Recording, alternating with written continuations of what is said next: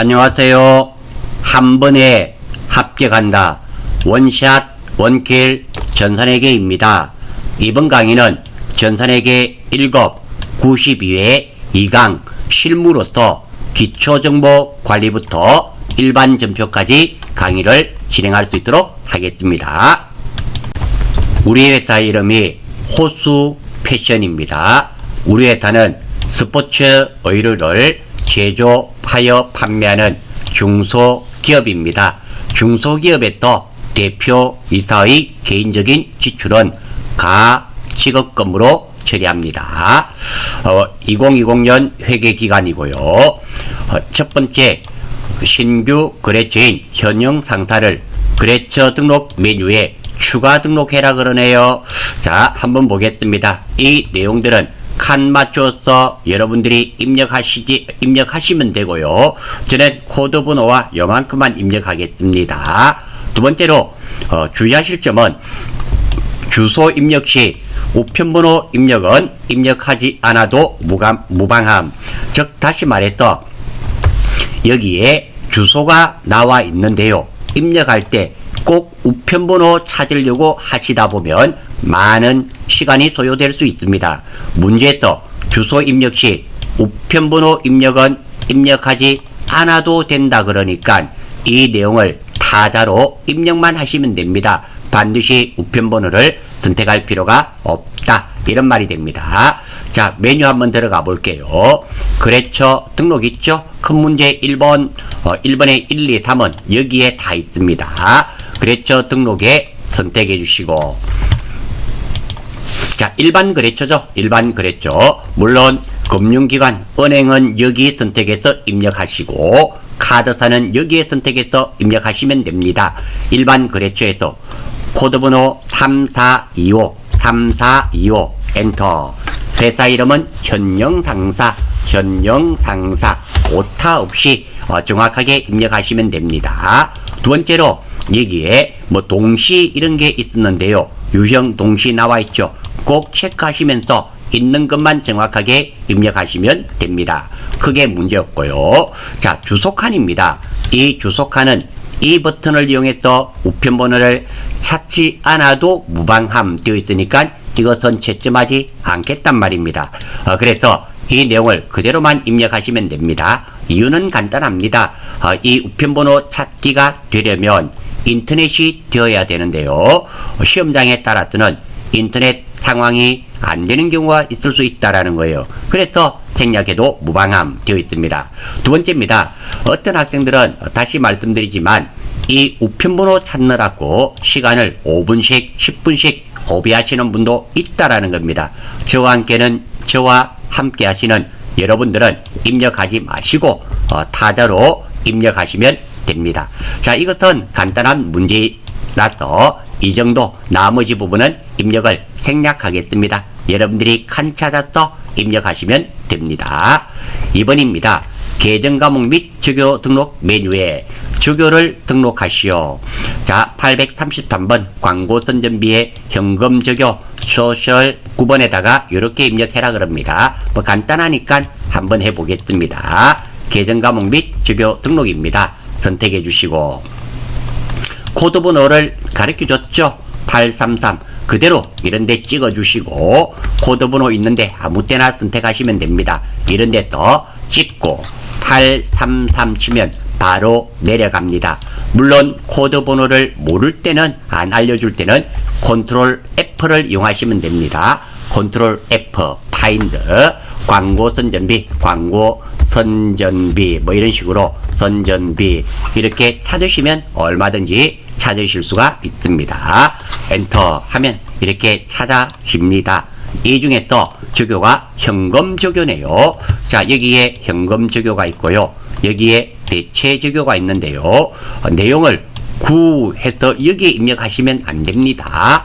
9번은 왼쪽에 여기에 구하고 엔터. 그리고 내용 소셜 마케팅 비용 지급 소셜 마케팅 비용 한번 볼까요? 소셜 마케팅 붙이 사이뛰기 잘 하시고요. 소셜 마케팅 비용 지급 이렇게 엔터. 자, 아마 이 사이뛰기는 채점 대상은 아닐 것 같습니다. 하지만 오타는 있어서는 안 됩니다. 크게 어려운 부분은 없습니다. 자, 다음 1-3번 전기분 원가 명세서를 검토한 결과 다음과 같은 오류가 발견되었다. 자, 이런 문제가 요 근간에 계속 출제되고 있습니다.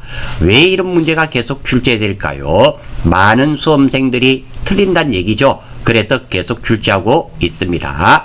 자, 모든 전기분 재무제표의 관련된 부분을 수정하시오. 자, 관련된 것을 다 수정하라 그럽니다. 두 번째입니다. 점수가 4점짜리입니다. 이런 것들은 부분 점수가 있다는 말입니다. 두 번째입니다. 내가 한 번을 했는데 틀렸습니다. 또 한 번 더 하는 것은 관계없습니다. 세 번째 달라드시면 시간 부족으로 불합격이다 생각하셔야 됩니다. 두 번까지만 허용이 됩니다. 그리고 시간이 남으면 다시 한번 보시면 됩니다. 다른 문제와 연결되지 않습니다. 자, 한번 보겠습니다. 자, 먼저 재무제표의 수정 및 반영입니다. 기억하는 방법을 알려드릴게요. 어르신이 나이 많으신 어르신이 있죠. 나의 오른손을 가리키며 여보게 그 손이 누구 손인가? 라고 질문하면 대답은 내 건데요. 이래서는 안 되겠죠. 제 손인데요. 라고 대답해야 됩니다. 바로 여기에 답이 있습니다. 제 손인데요. 자, 제조원가 명세서, 손익계산서, 이익잉여금 처분계산서, 재무상태표. 말이 조금 다르죠. 이렇게 기억하시면 됩니다. 이 순서로 고쳐주시면 됩니다. 즉 다시 말해서 제조원가 명세서가 바뀌면 2번, 3번, 4번 다 바꾸어야 됩니다. 그런데 손익계산서가 바뀌면 3번, 4번만 바꾸시면 되고요. 그리고 이익잉여금 처분계산서가 바뀌면 이렇게 3번, 4번만 바꾸시면 됩니다. 그리고 여기에 보시면 모든 전기분 재무제표를 관련된 부분을 수정해란 말입니다. 이것만 바꾸란 말이 아닙니다. 다 바꿔란 말입니다. 어디가 틀렸단 말입니까? 전기분 원가 명세서가 틀렸단 말입니다. 두 번째입니다. 꼭 내용을 한두 개를 입력하고 입력 후에 빠져나올 때는 하나의 값을 기억해야 됩니다. 기억한 값을 다음 과정에 반영을 시키고 또 빠져나오기 전에는 하나 기억하고 또 반영시키고 이런 순으로 처리가 되어 있습니다. 처음에는 힘드실 수 있습니다. 서너 번, 4대뿐만 해보시면 결코 어렵지 않습니다. 출발해 보겠습니다. 지금은 문제에서 전기분 원가 명세서 내용이 틀렸단 말입니다. 이것을 바꾸란 말입니다. 복리후생비 511번이 320만원이 아니라 230만원이 맞단 말입니다. 출발해 보겠습니다. 자, 빠져나오고요. 여기에 또 전기분 원가 명세서입니다. 자, 요거 제조원가 명세서죠. 전기분 원가 명세서인데 제조원가 명세서입니다. 자, 511번 복리후생비입니다. 이게 320만원이 아니라 230만원이죠. 2300불 엔터 바꾸었습니다. 자, 지금 지시사항대로 했습니다. 이거 하나만 하더라도 1점은 주겠다는 거예요. 두 번째입니다. 이게 끝이 났습니다. 두 번째 손익계산서를 우리가 작성해야 되는데요. 어떻게? 빠져나오기 전에 주로 오른쪽 아래입니다. 단기 제품 제조원가 있죠. 5억 5천만원. 이것을 기억을 해야 됩니다. 그래서 이 값을 손익계산서에 반영을 시켜줍니다. 빠져나오고 물론 전기분입니다. 전기분 손익계산서 제손이죠. 다음에는 요거 해야 되겠죠. 손익계산서 들어갔어. 여기에 보시면 제품 매출 원가가 있습니다.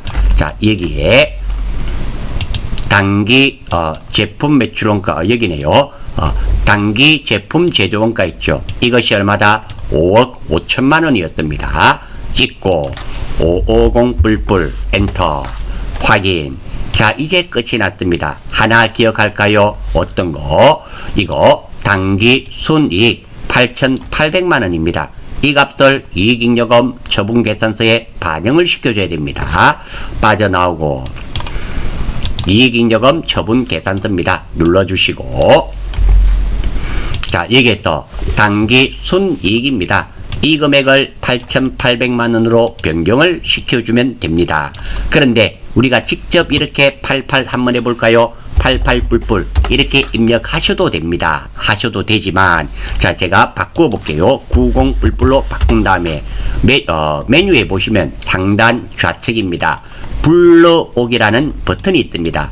이거 누르시면 손익계산서에 있는 당기순이익이 자동으로 반영이 됩니다. 이거 한번 이용해 볼게요. 예. 불러올까요? 물어보죠. 예. 자, 그러면 이 금액이 얼마로? 8,800만 원으로 바뀌어졌음이 확인됩니다. 이렇게 하셔도 됩니다. 첫 번째 1번 타자로 친다. 2번 아니다. 기억 안 하고 불러오기를 이용할 거다. 어떤 방법을 하시더라도 됩니다. 자, 그리고 빠져나오기 전에 어떤 거, 자, 요거죠. 미처분 이익잉여금입니다. 이 금액을 기억해야 됩니다. 125 이게 2월 이익잉여금에 반영을 시켜줘야 됩니다. 빠져나오고 마지막으로 전기본 재무상태표입니다. 전기본 재무상태표에서 2월 이익잉여금이 있습니다. 2월 이익잉여금 이 금액이 125 바꾸어줍니다.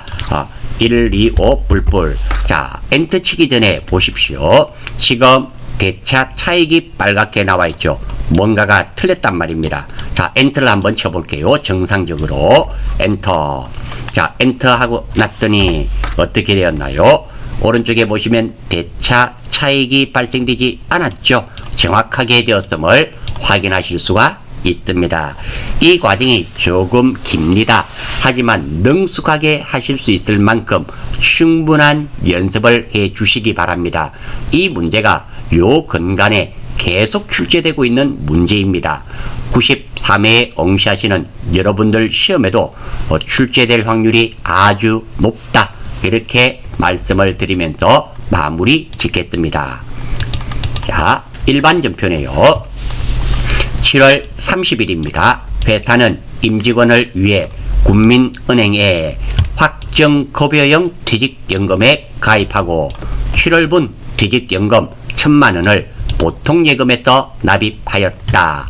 자, 이 문제의 포인트는 퇴직연금입니다. 확정기여형이 있고요. 확정급여형이 있습니다. 이것도 많이 혼돈을 하십니다. 자, 퇴직연금입니다. 확정급여형은 자, 말과 계정과목의 급여는 한 번만 나타납니다. 어떤 거? 확정급여형이니까 지금 급여라는 글자가 나왔죠. 계정과목에는 급여라는 글자가 나오면 안 됩니다. 그래서 퇴직연금 운용자산으로 회계 처리되고 계정과목이 기억나지 않을 때는 퇴직이라 치면 퇴직금과 관련된 계정과목이 나타나니까 찾아주실 수 있으면 됩니다. 두 번째입니다. 확정기여형입니다. 자, 여기는 말에 급여라는 글자가 없죠. 그러니까 퇴직급여로 회계 처리한다는 거 알아주시면 좋겠습니다. 두 번째입니다. 여기에 제가 메모해 둔 말들 있죠. 이 내용들도 좀 익혀주시면 좋습니다. 참고하시라고 제가 메모해 두었습니다. 자, 물론 이 내용들은 여러분들 요점 정리 파일에 있습니다. 자, 그래서 간단한 거래 내용은 확정급여형 퇴직연금을 납입하는 내용입니다. 상세 거래 내용은 확정급여형 퇴직연금 1,000만원을 보통예금으로 납부한 내용이 됩니다. 이 문제의 핵심 내용은 확정급여형인 경우는 퇴직연금 운용자산으로 회계 처리하고 확정기여형 급여란 글자가 없으니까 퇴직급여로 회계 처리합니다. 지금은 확정급여가 나왔네요. 퇴직연금 운용자산. 물론 보통예금은 보통예금입니다. 채권, 채무에 관련된 계정과목이 없습니다. 다음입니다. 자, 여기 보시면 임직원을 위해 국민은행에 확정급여형 퇴직연금에 가입을 했습니다. 자, 국민은행에 가입을 했네요. 퇴직연금 운용자산도 일종의 채권으로 볼 수도 있습니다. 그래서 국민은행을 한번 쳐보고, 물론 이 문제의 정답은 우리 퇴직연금 운용자산에는 채권으로 보지 않아서 거래처를 안 걸어줘도 됩니다. 그런데 가급처는 걸어보겠습니다. 있으면 걸겠고 없으면 안 걸겠습니다. 그렇게 정리하겠습니다. 자, 아무튼 이 문제의 출제위원의 출제 의도는 확정급여형 퇴직연금과 오탑니다. 확정기여형 퇴직연금의 처리가 가능한가? 이것을 물어본 문제입니다. 7월 30일 날 입력하러 가겠습니다. 0730 차변입니다. 3번 퇴직이라 치면 되죠. 퇴직연금 운용자산 선택하시면 됩니다. 186번 엔터. 그렇죠. 군민. 자, 은행이 나와 있네요. 그러면 거래처를 걸겠습니다. 그리고 금액은 일봉 불불. 다음 대변 4번 보통 예금이죠. 얼마? 1000만원. 자, 입력이 끝나고 나면 꼭 확인을 합니다. 7월 30일 차변 퇴직연금 운용자산 국민은행 대변 보통 예금 이것은 없어도 관계없습니다. 물론 이것이 찜찜하면 스페이스 눌러주면 됩니다. 자, 여기서 우리 거래처에 대한 정리를 하겠습니다. 선생님, 정답지에 보니까 이게 거래처가 안 걸려 있는데요. 선생님께서는 이거 거래처 걸어주셨는데요. 틀린 거 아닙니까? 아닙니다. 거래처를 안 걸어줘도 되는데 거래처를 건 것은 맞는 것이며 거래처를 걸어야 되는데 걸지 않은 것은 틀린 것으로 채점이 됩니다. 즉 다시 말해서 모든 현금에도 거래처 걸어버리고 보통 예금에도 거래처 걸어버리고 이거 아무 관계가 없습니다. 다만 입력에 시간이 많이 소요가 된다라는 겁니다. 그리고 저는 권장드립니다. 당연히 채권, 채무에 관련된 계정 과목들 다 알아주시기를 바라고 그리고 자주 보지 않던 계정 과목이 나올 때는 거래처를 원칙적으로 걸어주십시오. 왜? 걸어주면 안 걸어줘도 되는데 걸어준 것은 맞기 때문입니다. 하지만 걸어줬어야 되는데 내가 모르고 안 건 것은 틀린 거로 채점되기 때문에 자주 못 보던 계정 과목이 나오면 이렇게 거래처를 걸어주시는 것을 버릇화해 주시면 좋겠습니다. 자, 여기까지가 이 문제의 풀이는 끝이 났고요. 다음 연결되는 거 한번 보겠습니다. 자, 확정급여형 퇴직연금 회계처리입니다. 급여니까 급여가 났네요. 불입시 납입할 때입니다. 퇴직연금 운용자산 대변의 보통예금, 현금, 방금 시험에 주로 출제되는 부분은 이 부분입니다. 두 번째입니다. 자, 요것도 가끔 출제됩니다. 자, 여기까지 알아주시면 참 좋은데요. 이자 발생할 때는 이자 수익 별 문제 없습니다. 이 이자가 어디로 들어올까요? 퇴직연금 운용자산으로 들어온다는 거 하나 기억해 주시면 좋겠고요.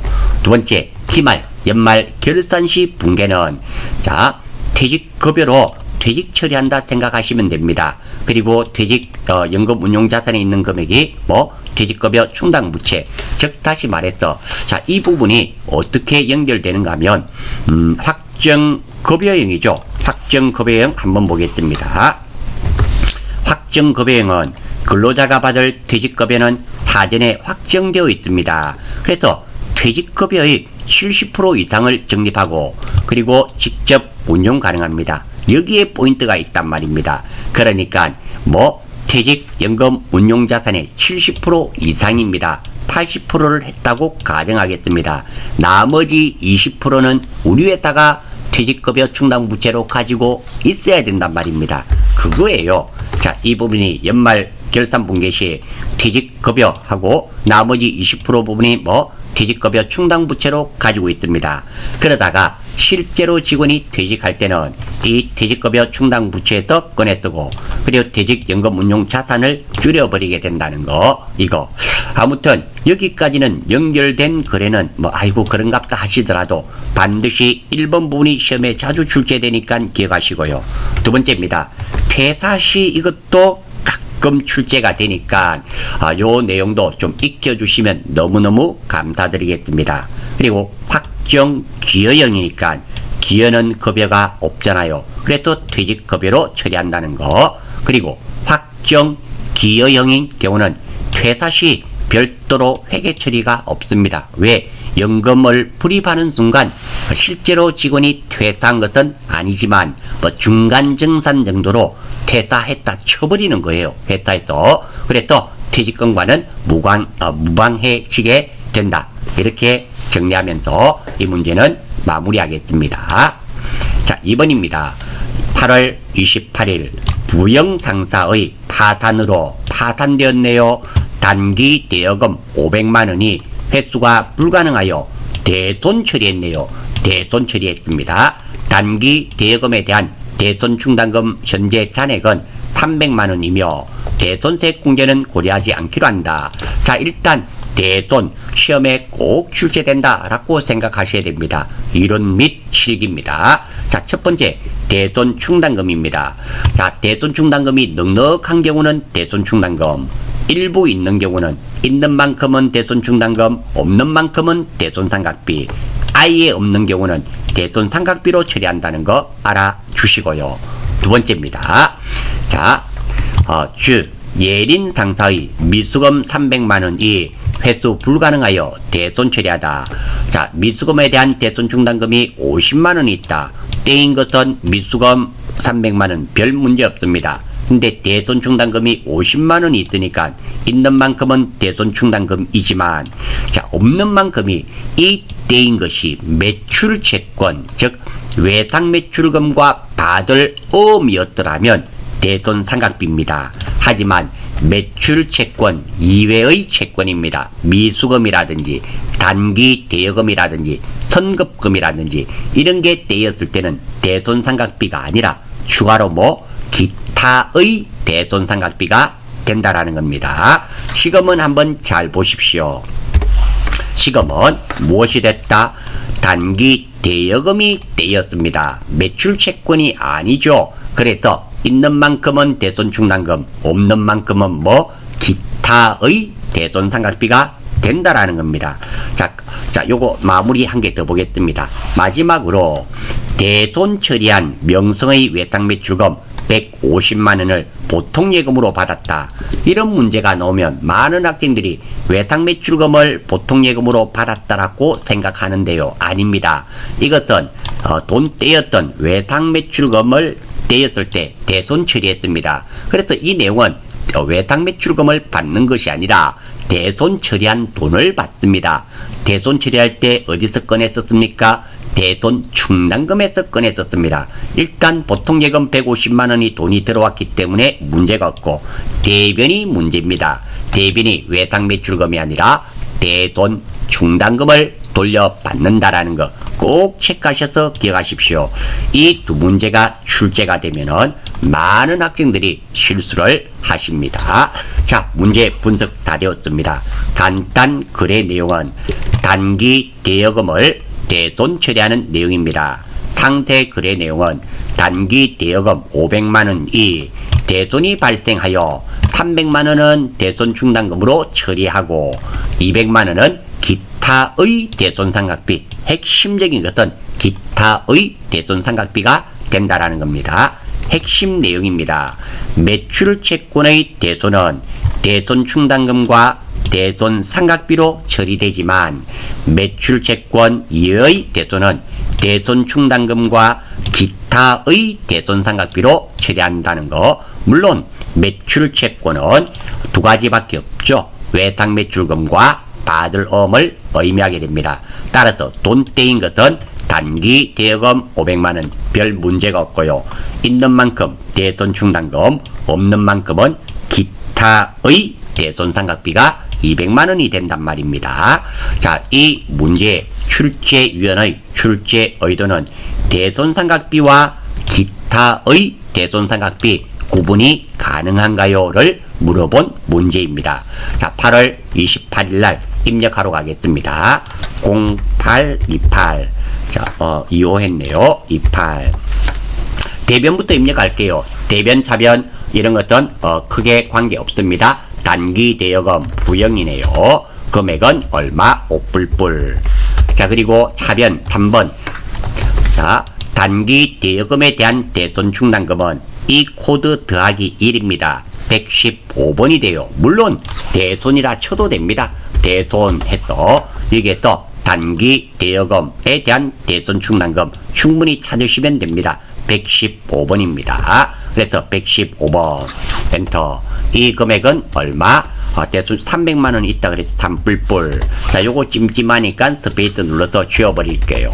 그다음 차변 3번 기타의 대손상각비가 되겠죠. 954번 영업외 비용입니다. 900번대니까 확인. 금액은 이뿔뿔. 네, 확인. 8월 28일 날 맞고요. 대변 단기 대여금 부영상사 그랬죠. 꼭 걸어주셔야 됩니다. 차변 115번 대손 충당금, 차변 954번 기타의 대손상각비 금액도 각각 500만원씩 맞네요. 자, 이 문제에서 가장 핵심은 대손상각비가 아니라 떼인 것이 매출채권이 아니기 때문에 기타의 대손상각비라는 게 가장 큰 포인트. 두 번째, 이것도 거래처를 실수하셔서는 안 됩니다. 아무튼 우리가 전산회계 1급에서는 실무에서 어떠한 경우에도 모든 문제에 채권 채무와 관련된 계정 과목은 별 말이 없어도 초기값으로 거래처에 대해서는 반드시 생각하셔야만 됩니다. 자, 다음 3번입니다. 10월 1일 주 한섬자동차로부터 업무용 승용차를 매입하면서 의무적으로 취득해야 하는 공채를 구입하고 대금 20만원을 현금으로 지급하다. 공채의 현재 가치는 18만원이며 회사는 이를 단기 매매 정권으로 분류하다. 이렇게 되어 있네요. 자, 이 문제 사실 난이도가 높은 문제입니다. 전산회계 1급에서는 난이도가 빵에서 100까지 한다면 난이도가 한 85에서 90 정도, 그 정도의 난이도를 보이는 문제입니다. 아무튼 이 내용은 포인트가 자산 취득 시 공채를 강제로 매입하는 경우가 되겠습니다. 간단한 거래 내용 보겠습니다. 승용차를 구입하면서 공채를 강제로 매입했습니다. 구체적으로 보겠습니다. 승용차 구입하면서 공채 18만원짜리를 얼마에 20만원에 매입하고 보통 예금으로 지급한 내용입니다. 첫 번째, 자, 지금 이 내용대로 한다면 현금으로 지급했는데 오타네요. 현금으로 지급한 내용이 되겠습니다. 자, 대변의 현금은 문제가 없습니다. 20만원. 두 번째입니다. 18만원짜리인데 무엇으로 처리한다더라? 단기 매매정권입니다. 그래서 단기 매매정권 18만원입니다. 단기 매매정권 20만원 하시면 안됩니다. 왜? 18만원짜리를 얼마 주고 샀기 때문에 20만원 주고 샀습니다. 그래서 현재 가치 그대로 18만원입니다. 그러면 선생님 2만원이 비는데요. 적고 이 2만원은 취득하는 자산에 더해줘야 됩니다.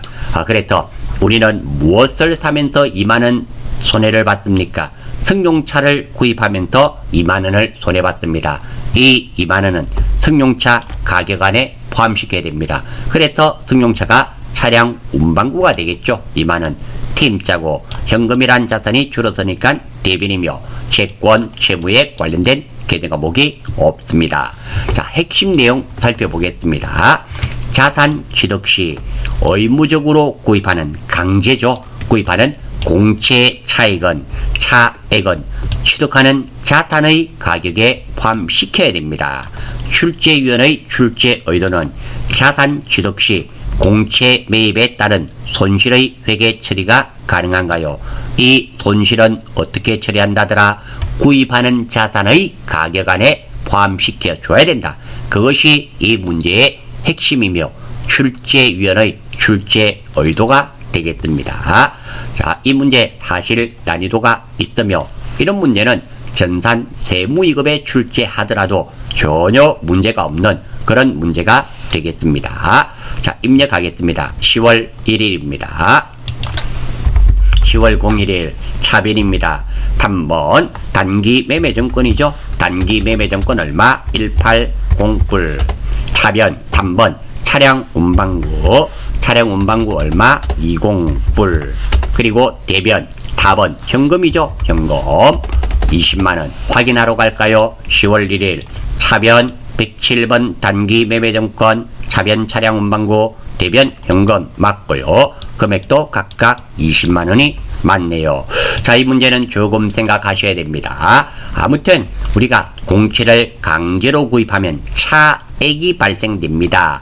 이거 안 사면 차를 운행할 수가 없어요. 18만원짜리를 20만원 주고 샀기 때문에 2만원 손해봤습니다. 그 손해보는 것은 구입하는 자산에 더해줘야 된다는 거, 그것이 이 문제의 핵심이 되겠습니다.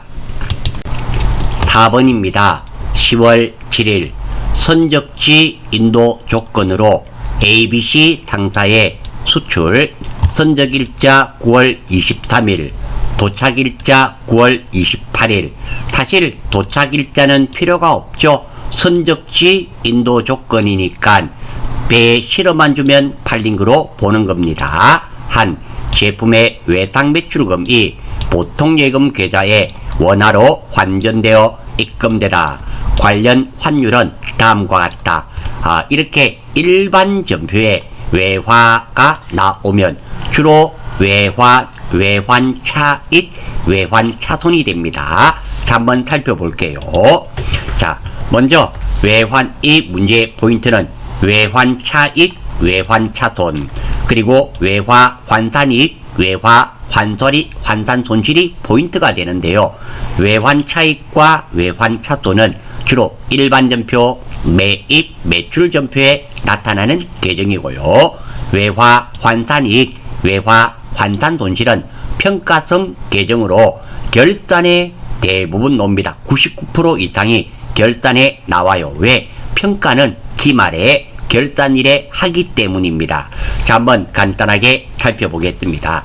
자, 간단한 거래 내용은 외상 매출금을 받는 내용이에요. 자, 외상 매출금은 3,000불인데요. 선적지 인도 조건이니까 환율이 1,200원 곱하면 360만원이네요. 상세 거래 내용입니다. 외상 매출금 360만원, 3,000달러 곱하기 1,200원이죠. 받아야 되는데 보통 예금으로 420만원 받았습니다. 한번 볼까요? 3,000불입니다. 그리고 10월 7일 오늘 날짜 1,400원이니까 곱하면 420만원 받았습니다. 자, 그러면 생각을 한번 해봅니다. 360만원 받아야 되는데 420만원 받았어요. 기분이 실룩실룩 좋아집니까? 기분이 꿀꿀해집니까? 기분이 좋죠. 얼마치 기분이 좋습니까? 60만원어치가 기분이 좋죠. 이익을 봐야 기분이 좋을까요? 손해를 봐야 기분이 좋을까요? 이익을 봤단 말이죠. 따라서 외환 차익 아니면 외화 환산이익이 60만원이고요. 두 번째로 평가성 계정입니다. 일반 전표나 매입 매출 전표에서는 외환 차익, 외환 차손이 사용이 된다라고 말씀을 드렸죠. 그래서 60만원 이익 본 내용이 됩니다. 자, 핵심 내용입니다. 외화를 이렇게 실제로 주고받으면서 이익이나 손해를 보는 경우, 이익을 본 경우는 외환 차익, 손해를 본 경우는 외환 차손.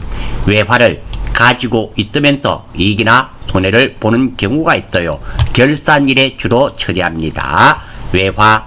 이익을 보면 외화 환산이익, 손해를 보면 외화 환산 손실로 처리하는데요. 이 외화 환산이익과 외화 환산 손실은 결산에 놓는 평가성 계정이라 그럽니다. 출제위원의 출제 의도는 외화 처리가 가능한가요를 물어본 문제입니다. 따라서 10월 7일 보통 예금으로 420만원 받는 거 별 문제 없습니다. 두 번째, 외상 매출금은 360만원이었어요. 그리고 외환 차익이 60만원 발생했습니다. 팀 짜고 보통 예금 자산이 증가되었죠. 차변입니다. 채권, 채무에 관련된 계정 과목 하나 있습니다. ABC였죠. 거래처 걸어주고 구분은 3번, 4번. 일반 전표 10월 7일날 입력하러 가겠습니다. 10월 07일 항상 월과 일은 두 자리로 입력해 주십시오. 자, 보통 예금이죠. 보통 예금의 구분 3번입니다. 구분은 3번 보통 예금 금액은 420만원 4200불. 다음 대변 4번 외상 매출금이죠. 외상 매출금 ABC 엔터. 대소문자 구분 없습니다. 얼마? 3600불. 그리고 대변 4번 외환 차익이죠. 외환 차익 금액이 얼마? 60만원. 확인. 10월 7일 맞고요. 차변 보통 예금, 대변 외상 매출금액 거래처 걸려있고 대변 외환 차익 맞습니다. 다음입니다. 이것은 코드 번호가 없기 때문에 없다고 생각하시면 됩니다. 물론 찜찜하시면 지워주시면 되고, 그리고 있다 하더라도 감점사유가 아닙니다. 그리고 60만원, 그리고 대차 차액 발생하지 않았네요. 예, 아무 문제가 없으며 이 문제의 출제위원의 출제 의도는 외환차익, 외환차손, 그리고 외화환산이익, 외화환산 손실을 알고 있습니까가 1번이며, 두 번째 선적지 인도 조건이라는 거, 도착지 환율은 전혀 필요가 없다라는 거, 이거 선적지 인도 조건에 대한 개념을 확립하고 있는가를 두 가지의 포인트로 잡고 이 문제는 넘어가겠습니다. 5번 10월 21일 보통예금 계좌에서 50만원의 이자 수익이 발생하였으며 원천징수 세액을 제외한 원천징수가 나왔네요. 그러면 이것은 분명히 예수금 아니면 선납세금이 될 겁니다. 제외한 나머지 금액이 당사의 보통예금으로 입금되었다. 원천징수 세율은 15.4%. 예, 맞습니다. 이자 소득이 14%이며 이자 소득세가 14%.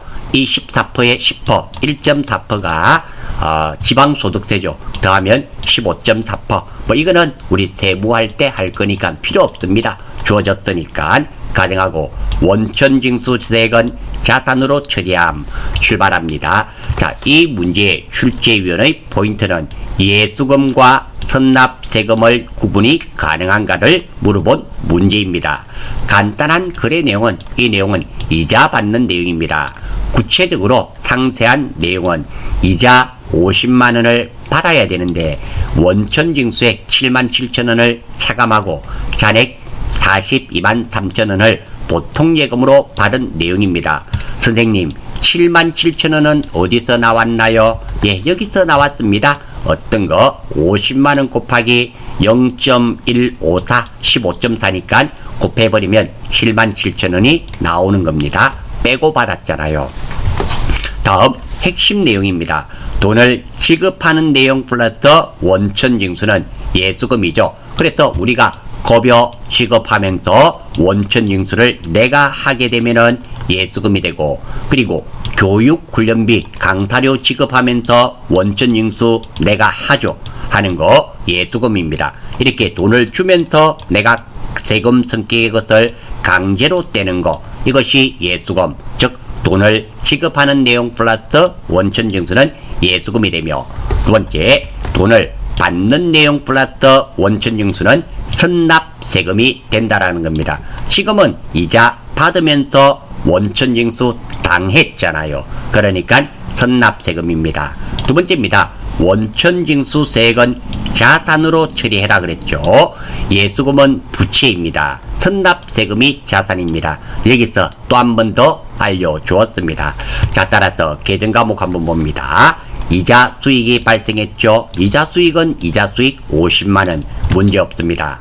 다음 보통예금으로 이만큼 받았죠. 보통예금 문제없습니다. 그리고 이 핵심적인 것은 바로 이것입니다. 이놈입니다. 돈을 받으면서 원천징수 당한 77,000원은 선납세금이 되겠죠. 그래서 선납세금 77,000원 팀짜고요. 보통예금 좋네요. 이 내용대로 한다면 보통예금이라는 자산이 증가되었습니다. 차변. 다음 채권 세무에 관련된 계정과목이 없죠. 구분은 3번, 4번 이렇게 되며, 이 문제의 출제위원의 출제 의도는 수험생 여러분, 예수금과 선납세금의 구분이 명확하게 가능한가요? 이것을 물어본 문제였습니다. 자, 10월 21일 날 입력하러 가겠습니다. 21일 차변 3번 선납세금 금액은 선납세금 77불. 또 차변 3번 보통예금 엔터 423불이 되겠고요. 대변 4번 이자 수익이죠. 이자 수익 50만원. 예, 문제없네요. 차변 선납세금 차변 보통예금, 대변 이자 수익 맞고요. 거래처 걸리는 거 없죠. 그리고 금액은 50만원씩. 자, 이게 맞는지 확인이 안 되면 아래쪽에 50만원씩 맞는지 확인하셔도 무방합니다. 자, 이 문제 넘어가기 전에 다시 한 번 더 돈을 지급하는 내용 플러스 원천징수는 예수금, 돈을 받는 내용 플러스 원천징수는 선납세금, 선납세금은 자산이라는 거, 예수금은 부채입니다. 요 정도는 알아주시면 참 좋겠고, 여러분들 시험 치시면 이런 문제는 뭐 거의 출제된다라고 생각하시고 꼭 아셔야 되는, 놓쳐서는 안 되는 그런 문제가 되겠습니다. 자, 일반연표 마지막 문제네요. 자, 11월 1일입니다. 다음은 영업팀, 영업팀이니까 800번대가 되겠죠. 거래처 임직원과의 식사 비용을 법인카드로 결제했네요. 아, 이거 거래처 직원 밥 사준 거네요. 그리고 신용카드로 결제했습니다. 수취한 신용카드 매출전표이다. 일반전표에 입력하시오. 한번 살펴볼게요. 첫 번째입니다. 카드로 결제했네요. 1번, 카드로 결제했단 말은 돈을 안 줬단 말입니다. 두 번째입니다. 2번, 반드시 카드사가 거래처로 걸립니다. 꼭 알아주셔야 됩니다. 그리고 일반전표에 입력해냈습니다. 한번 볼게요. 이거 접대비죠? 접대비입니다. 11월 1일이고요. 금액은 뭐 요만큼, 부가세 이만큼, 그래서 총 금액은 17만 1,000원입니다. 선생님, 참 이상한 게 하나 있어요. 왜요? 이렇게 부가세를 지급을 했는데 이게 왜 일반전표에 입력됩니까? 매입 매출전표에 입력되지 않고, 왜 부가세가 있으면 매입 매출전표에 입력해야 되잖아요. 그런데 문제에서 일반전표에 입력하시오. 참 이상합니다. 뭐 이상하지만 뭐 그러면 부가세는 이것도 어떻게 처리합니까? 일반전표에. 예, 여기서 하나 놓치신 게 있습니다. 혹시 불공이죠? 접대비에 관련된 매입대금은 불공입니다. 불공 사유에 해당이 되면서 세금 계산서를 교부받은 거래는 매입 매출전표에 입력해야 됩니다. 하지만 불공 사유에 해당이 되면서 현금 영수증이나 카드를 교부받은 거래는 일반전표에 입력하게 되어 있습니다. 그래서 문제에서 혹시나 매입 매출전표에 입력하실까봐 일반전표에 입력하시오. 아주 친절한 문제네요. 아무튼 그것도 같이 알아주십시오. 나중에 수정하는 문제, 이런 문제가 나왔더라면 매입 매출전표에 입력하시면 안 되는 겁니다.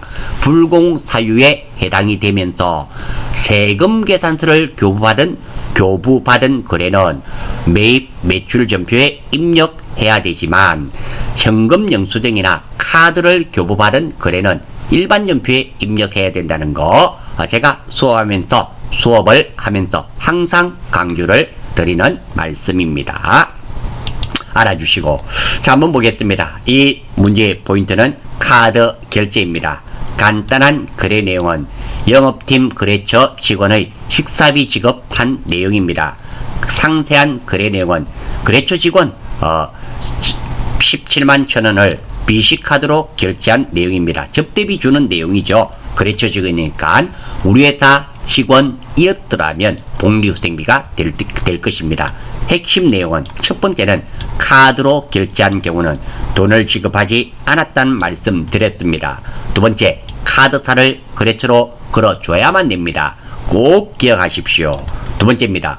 불공 사유에 해당하더라도 세금 계산서를 교부받은 거래는 매입 매출전표에 입력하지만 카드 또는 현금 영수증을 교부받은 거래는 일반전표에 입력하셔야 됩니다. 이 두 가지가 핵심 내용이 되며 출제위원의 출제 의도는 카드 결제 처리가 가능한 거요를 물어본 문제입니다. 자, 이거 접대비 주는 내용입니다. 접대비 17만 1,000원. 돈 안 줬죠? 돈을 안 주면 사용할 수 있는 계정 과목은 두 가지 중에 하나입니다. 외상매입금 아니면 미지급금. 지금은 이게 재고자산이 아니죠. 그래서 미지급금입니다. 빚자가 있네요. 비용이 발생되었죠. 그래서 차변. 마지막으로 채권, 채무에 관련된 계정 항목 하나 있죠. 미지급금. 이거 누구한테 줘야 되겠습니까? 카드사가 반드시 거래처로 걸려진다 그랬습니다. 빚이 카드사에 줘야 됩니다. 이렇게 구분은 3번, 4번. 자, 11월 1일 날 입력하러 가겠습니다. 11월 1일. 자, 9번 3번 접대비죠. 접대비고 영업부였죠. 800번대입니다. 확인. 813번 영업팀 맞네요. 엔터. 금액은 얼마? 171불. 다음 대변 4번 미지급금. 미지급금 거래처는 BC입니다. BC 17만 천원. 확인. 항상 입력이 끝나면 누구나 실수가 있을 수 있습니다. 반드시 확인하셔야 됩니다. 차변 813번 접대비, 대변 미지급금 253번 맞고요. BC카드 법인 맞습니다. 금액은 17만 천원씩. 예, 입력에는 아무런 문제가 없네요. 이 문제의 포인트는 카드 결제 처리가 가능한가. 두 번째 불공사유에 해당하더라도 세금 계산서를 교부받은 거래는 매입 매출 전표에 입력하지만 카드 또는 현금 영수증을 교부받은 거래는 일반 전표에 입력하셔야 된다는 거, 이 점도 꼭 체크하셔서 함께 기억해 주시면 감사하겠습니다. 자, 이 강은 여기까지만 하고 마치는 걸로 하겠습니다. 수고하셨습니다.